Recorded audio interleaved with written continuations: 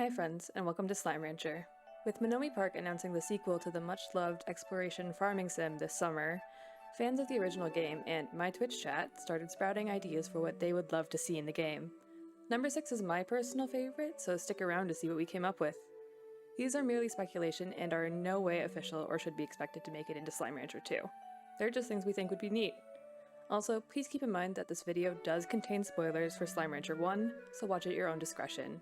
With all that said, let's jump into the top 10 things we would love to see in Slime Rancher 2. A method of harvesting power from the notorious tar. These scary-looking goo blobs were too often responsible for destroying hours of our hard work, but what if we had a way of utilizing their wanton destruction for our own benefit? This may not come in the form of plorts, but perhaps in exchange for feeding a tar one of the many pink slimes you have lying around your ranch, the tar would provide a resource. This could be something like primordial oil, or perhaps some new material that would be used in slime science. The tar could also drop an item that allowed Beatrix an extra garbage slot in the backpack. There's also the possibility of creating tar in other ways, like maybe feeding a fire plort to a puddle slime to create a tar pond.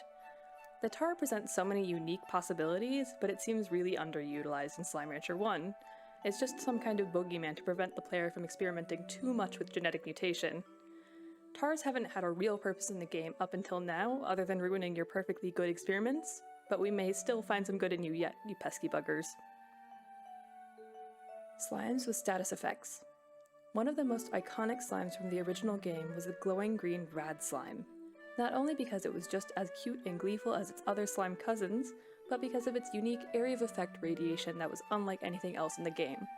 Of course, different slimes interact with Beatrix in different ways, such as the crystal slime's fondness for stabbing you as you feed them, to the dervish slime's tornadoes that destroy any semblance of order your ranch may have once had.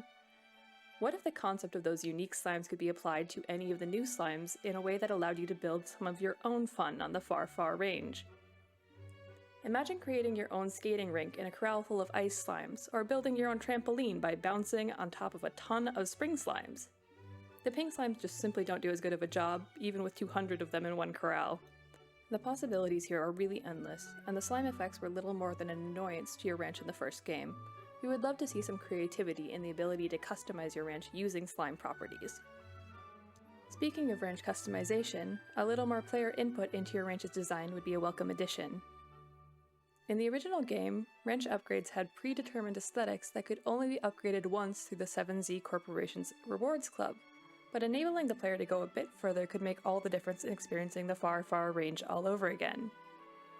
These changes would likely be small, like designing your own logo to display on the entrance to your ranch, or giving names to individual slimes. Perhaps you could even choose what biome type a given ranch expansion would be. The colors available in the base game were nice and all, it would just be better to have a little more input into the place where you spend so much of your time. Ecosystem restoration.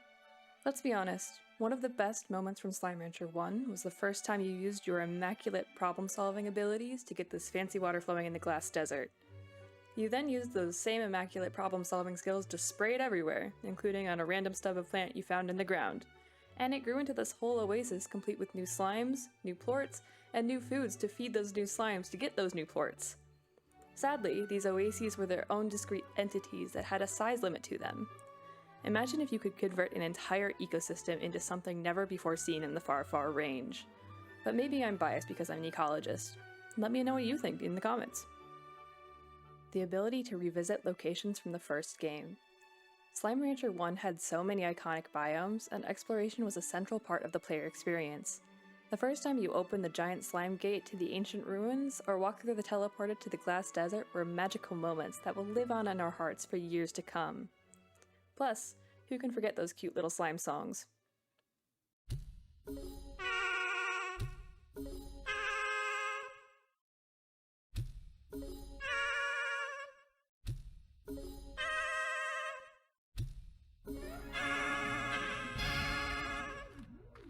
We think it would be an awesome nod to the award-winning previous game to include the opportunity to see where the places we spent so much time wandering around are now, just for that extra kick of nostalgia.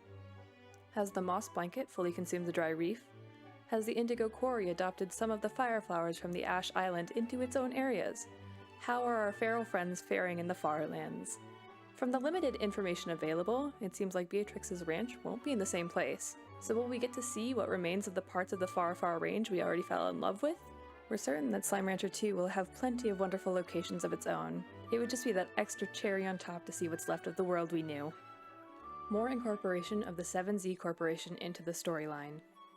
As it stands in the first game, the 7Z Corporation is purely a money sink for the occasional upgrade and cosmetic option. It would be great if they played more of a role in the way that you shaped your slice of the far, far range. This could take the form of a Stardew Valley-esque corporate versus community angle, or maybe it would just provide unique devices that would enable you to travel further into the range, like a grappling hook that would carry you to previously unseen heights. Maybe it would just be some kind of discount when buying upgrades if you've chosen the corporate side.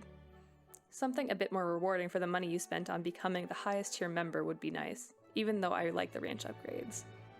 Personally, I'm a big fan of the idea of incorporating another passive storyline into Slime Rancher, and this greedy mega corporation that services a distant planet seems like the perfect way to add in some tension without going full-on evil villain. Subtle small changes around the world could reflect pollution from rampant industrial expansion, or we could see an abundance of rare slimes and ecosystems that are made pristine through community efforts. Once again, there are so many angles that developers could take to allow players to tell their own story through Beatrix. Not to mention the fact that it would help increase the replay value of the game just to see what else you could do. Relationships. Continuing the story discussion, a way to build relationships with other ranchers would make the interpersonal dynamics significantly more enticing. The ranch expansions from the first game offered a glimpse into the potential of what relationship building between NPCs and the player could look like, but these interactions were exceptionally limited and stopped altogether once you had fully accomplished whatever deed that particular person needed. Those characters had backstories that we would love to know more about, and new ranch expansions means the opportunity to meet more people. The option to form a friendship with others on the far, far range just might make Beatrix's existence a little less lonely.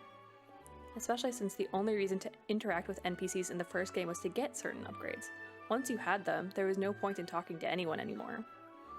Maybe once you're good enough friends with Ogden, he would send some fruit in the mail. Or Victor would update you on his latest experiment. This could also tie into the potential 7Z Corporation storyline by biasing characters either for or against you based on your stance on the company. The original Slime Rancher did such a great job of introducing so many characters with their own stories, but it fell short in allowing the player to determine the nature of their interactions with those characters. It would be nice to not feel so alone on the far, far range, and enabling players to build relationships with other characters would go a long way. Also, let's face it, we all want to know more about Bob. Those are the 7 things that we would love to see in Slime Rancher 2. You may notice that one thing is missing from this list: the debate of a potential multiplayer Slime Rancher experience. I think that's deserving of its own video, so subscribe if you would like to see that when it comes out. If you enjoyed this video, leave a like. Let me know if there was anything you found particularly interesting, or if you think my ideas are terrible. And as always, have a great day.